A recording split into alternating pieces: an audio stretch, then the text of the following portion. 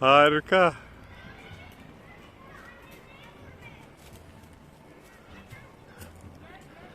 Merhaba. Merhaba Bay Sincap veya Bayan Sincap. Bak nasıl yiyor kızlar, bak bak bak. Masa. Masala dikkat eder misiniz?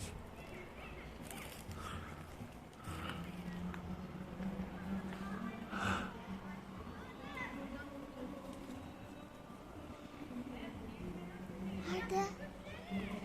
Büyük olasılıkla orada yuvası var.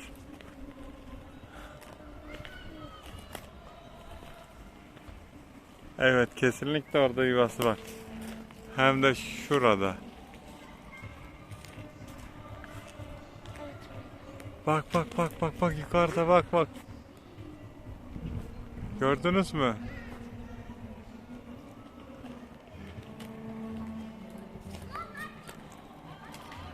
Bak bak. Evet. Kafamıza atıyor. Kafamıza atıyor. Vay seni fıstık, seni fıstık. Canım orada nasıl? Bak nasıl yiyor bak. Aa, süper. Bak.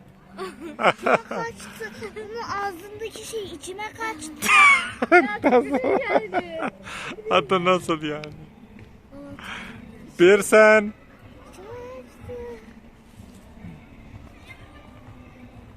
Aa, harika ya. Dur. Bu kadar yeter sevgili izleyiciler. Ben canlı izleyeceğim.